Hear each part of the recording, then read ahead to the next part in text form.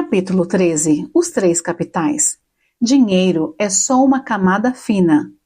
Espero que você esteja compreendendo os códigos do milhão, odiando a pobreza, e esse ódio esteja fazendo você canalizar esta energia para ação e novas ideias. E logo o resultado vai chegar. Está tudo guardado dentro de você. Vou te ensinar agora sobre os três capitais, e com coerência, consciência e pressão, tudo vai fazer mais sentido.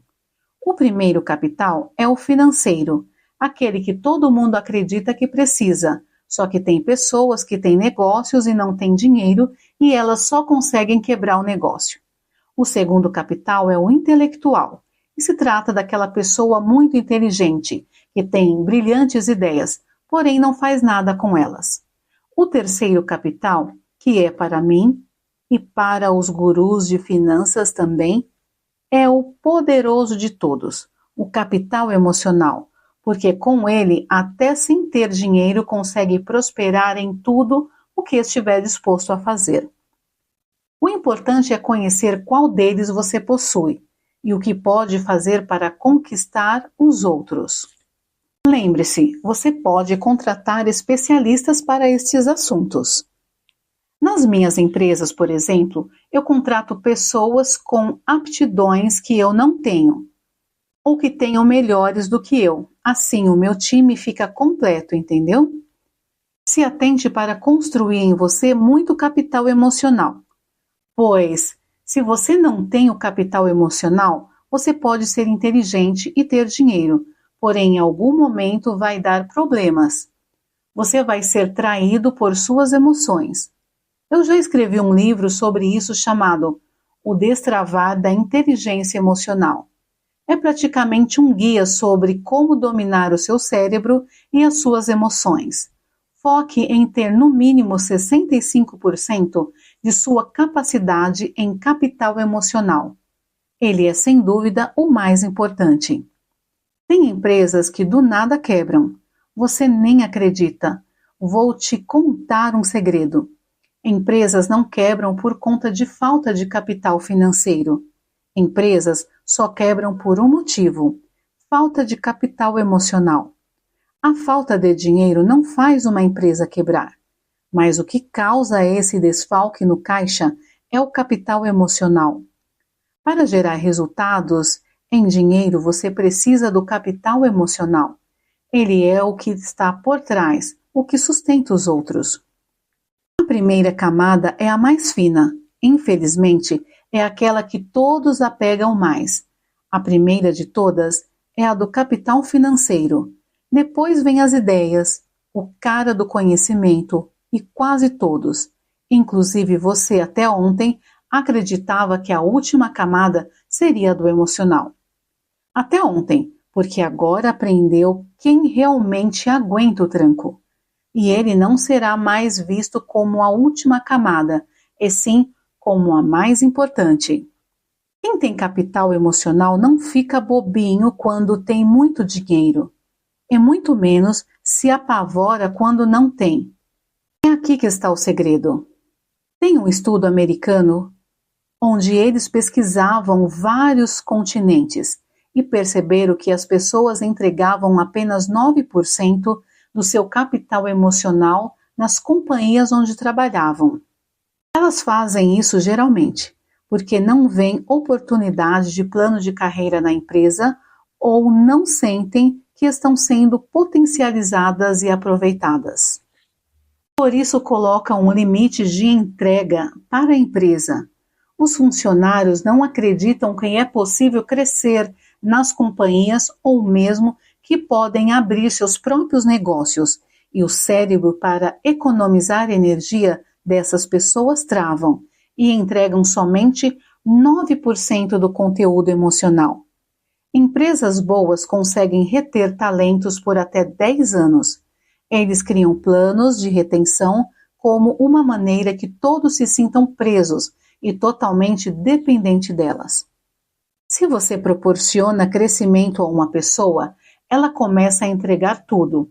Ela chega a entregar 90% do capital emocional. Não tem empresa que não cresça assim. Por isso, que o Google é um ambiente completamente aberto e divertido.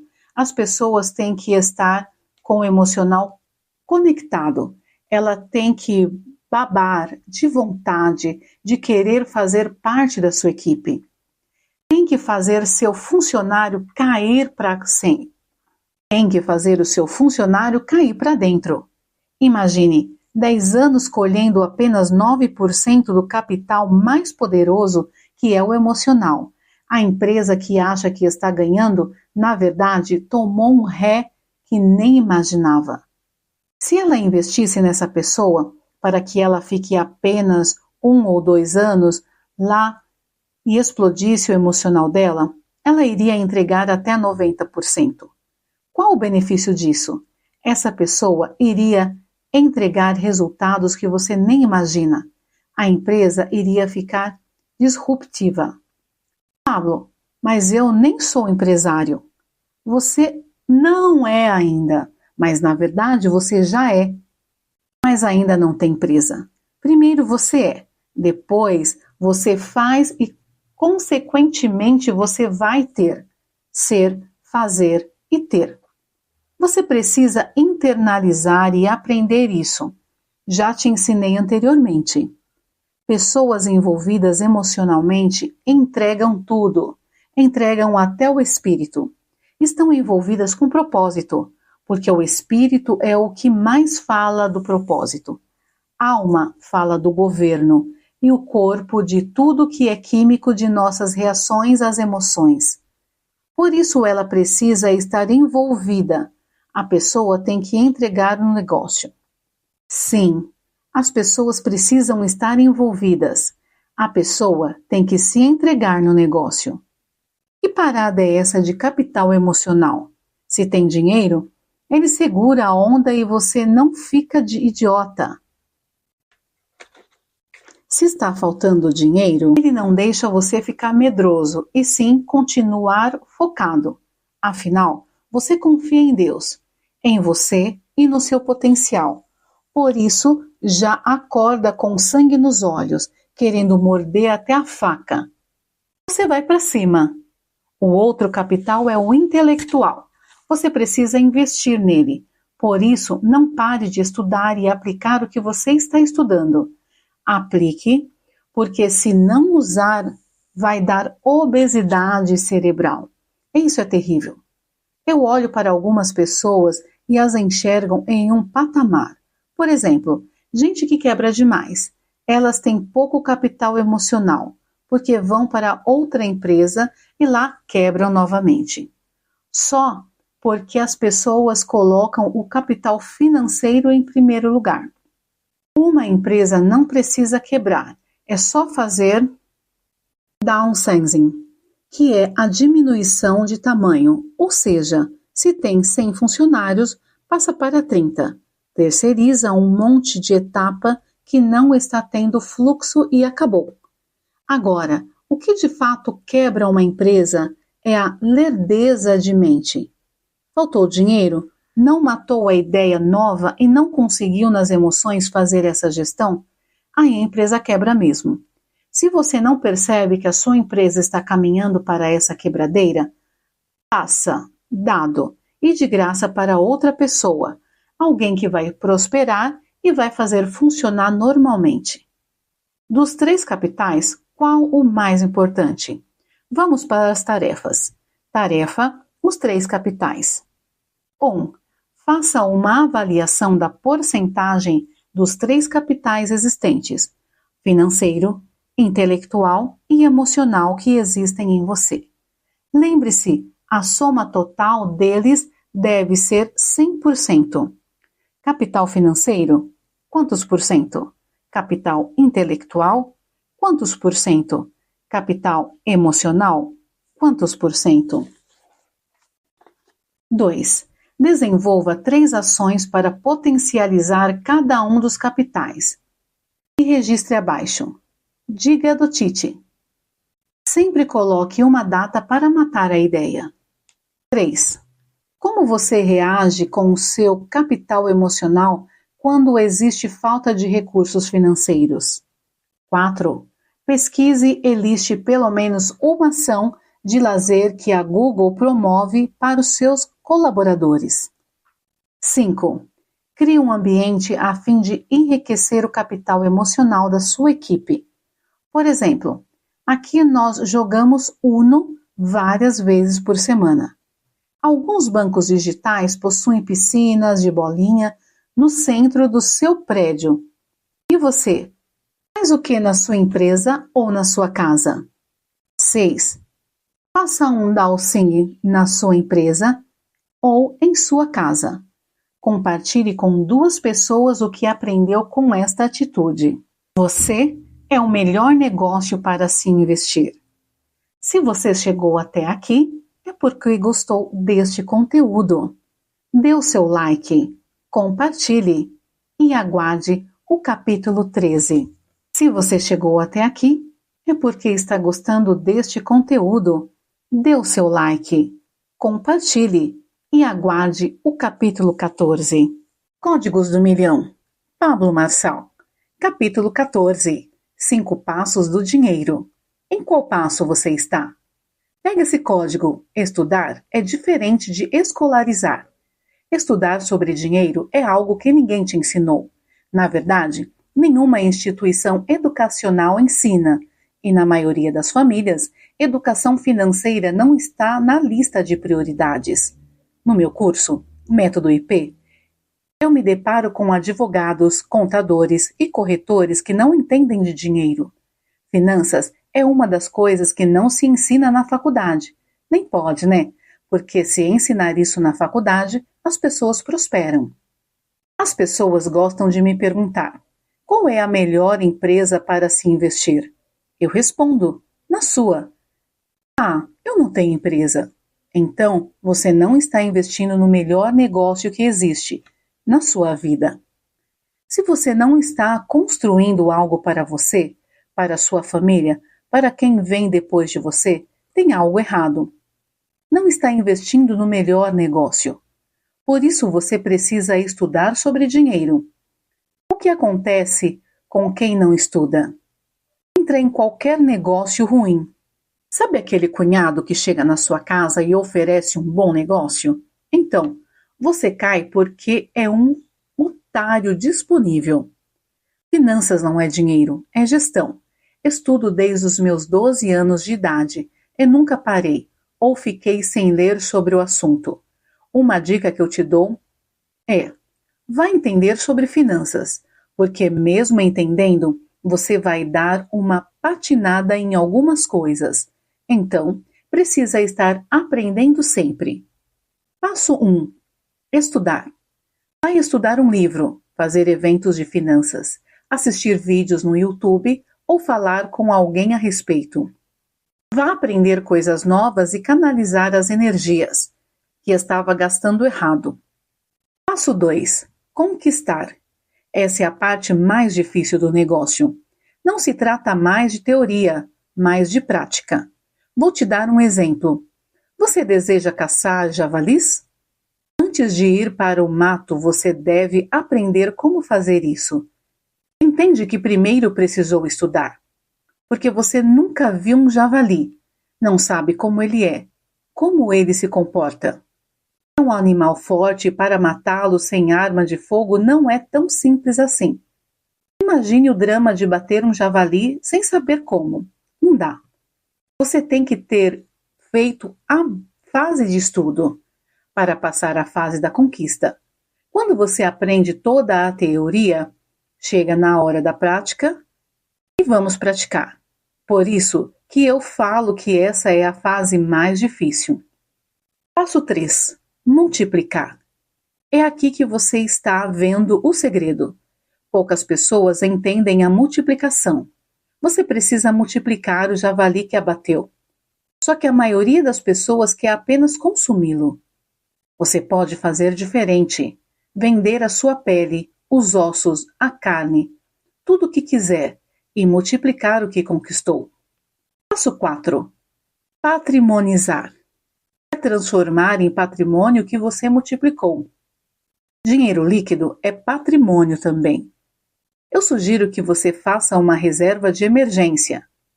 6 meses o valor da sua renda mensal. E redirecione o restante para outros negócios. Investimento na bolsa, imóveis, sociedades em empresas e compras em leilões, por exemplo. O melhor investimento é aquele que te traz satisfação e você mais gosta de fazer. Enquanto o mundo te chama terra, você precisa aprender a multiplicar e a patrocinar a terra com autoridade no assunto. Ontem mesmo, me conectei com um cara forte e famoso. Quando perguntei quanto ele tinha de patrimônio, respondeu que não tinha nem 2 milhões. O que adianta você ser reconhecido no que faz e não ter patrimônio? Em todas as palestras de finanças eu pergunto: quem tem 2 ou mais escrituras em seu nome? A resposta é quase sempre a mesma. Em um ambiente de 500 pessoas, elas nunca passam de 5. Isso não é o que acontece só na minha cidade, mas em qualquer lugar do mundo que eu já fui. Suíça, Alemanha, entre outros lugares. É um problema de consumidor, pois consumidor não dá conta de patrocinar e patrimonizar. Quantas escrituras você tem em seu nome? Ok, vou deixar isso para as tarefas. Passo 5. Compartilhar. Não espere você morrer para passar para frente os teus bens. Sei que os seus pais te enganaram quando disseram que tudo era deles. Era seu. Mas pare de enganar os seus filhos hoje. Ensine para eles que nada é deles. Assim irão ter o desejo de aprender rápido os 5 passos do dinheiro. Estudar, conquistar, multiplicar, patrimonializar e compartilhar. Espero que os meus filhos com 30 anos tenham mais patrimônio do que eu. Mas essa é uma projeção minha. Vou ensinar tudo do meu know-how, como fazer. Passar o que já aprendi, para eles nunca dependerem de herança. A única herança que eu vou deixar para eles é a instrução. Tarefa: os 5 passos do dinheiro. 1. Qual a diferença entre estudo e escolarização? 2. Se você tivesse todo o dinheiro do mundo, o que você estaria fazendo agora? 3. Escreva 2 ações que você irá tomar depois de obter mais conhecimento. 4. Liste 3 formas práticas de multiplicar os seus recursos. 5. Crie hábito para deixar de ser consumidor. 6. Em qual dos 5 passos você está? Estudando, conquistando, multiplicando, patrimonializando ou compartilhando? 7. Utilize o 5º passo do dinheiro e compartilhe este conteúdo com pelo menos 2 pessoas para maior fixação e transbordo. 8. Quantas escrituras você tem em seu nome? Trabalho bom é aquele que tem data para acabar. Se você chegou até aqui, é porque está gostando deste conteúdo. Dê o seu like, compartilhe, inscreva-se e aguarde o capítulo 15. Milhão. Pablo Marçal. Capítulo 15. As 5 rendas. O trabalho é a menor delas. Por quê? Dignifica o homem. Foi um castigo. No início, não precisava disso. O lavrar da terra era uma diversão. Só que depois da queda, Deus colocou os comandos em todo o mundo. Depois da queda, Lúcifer foi condenado ao inferno e Adão a suar para comer entre espinhos e abrolhos. Lá no Éden, não tinha ar-condicionado, mas tudo era próspero. A terra dava 100 para 1 e agora várias terras não dão nada. Eva também teve a sua condenação. A serpente perdeu as suas pernas e teve que rastejar. A consciência que você tem por não ter conhecimento é se lascar na vida. O conhecimento liberta, só que também aprisiona. Cuidado, porque a consciência que você pode ter por não ter conhecimento pode realmente fazer com que você se lasque na vida. Se você descobrir algo e não praticar, você fica pior do que quando não sabia. Ignorar, às vezes, sai mais barato, só que você paga imposto com a sua vida. Se o homem não trabalhar, ele morre de fome. É humilhado. Ninguém bota fé em quem não trabalha. Não importa se você não precisa, tem herança ou é playboy. Homem tem que ir à caça, defender a sua família, seu cônjuge. Homens vão para cima. Vou te contar uma coisa. A minha média de produtividade é 17 horas e 30 minutos por dia. Mas estou fazendo um handover das minhas coisas, para poder diminuir isso e ter mais tempo de qualidade com a minha família. Porque a minha aposentadoria vai demorar um pouco. Vai ser dia 17 de abril de 2027, às 18 horas. Eu amo trabalhar. Acho da hora. Já fui o workaholic, que é aquele cara que não para de trabalhar um segundo. Mas não rola. Fazer isso é passar a vida inteira caçando remédio para descansar. Vamos lá. A primeira renda é o trabalho. A segunda é o lucro. O cara do lucro é quem entende das coisas, quem coloca pressão. Salário sempre será inimigo do lucro. Para ter lucro, você não pode pagar tão bem. E você, que é trabalhador, aprenda isso. Os grandes grupos vão sempre pegar o que você faz e pagar mal aos industriários. Só vão pagar bem para eles, para os que fazem parte da gestão, e os outros sempre irão ganhar pouco. Assim, sobra mais lucro. O terceiro tipo de renda é o patrimônio. Muitas empresas não têm lucro, mas têm patrimônio. A Amazon é uma das maiores empresas. Ela não tem nada que gera lucro, mas tem um patrimônio de branding, de modo poderoso na Terra. O valor de mercado da empresa é gigantesco, só que não tem nada no estoque. O Uber não tem lucro, na verdade, dá até prejuízo, só que continua crescendo, e tudo isso por causa do patrimônio. Anota assim: patrimônio é o maior que lucro. É maior que lucro. Por isso que nessa geração as pessoas não se importam tanto com o lucro, porque ele não te dá conta de salvar uma empresa. A empresa que tem que ser o maior de 10 anos de prejuízo. Por isso o patrimônio é parte da chave de qualquer negócio. Depois do patrimônio vem a renda passiva. Pouca gente investe e entende disso. O que é isso? É você acordar e nenhum membro do seu corpo precisar trabalhar. O negócio vai trabalhar automatizado. Renda passiva é um fluxo. Quanto mais água você solta, mais peixes vão subindo. A renda passiva são os peixes. Qual a diferença entre renda passiva e renda ativa?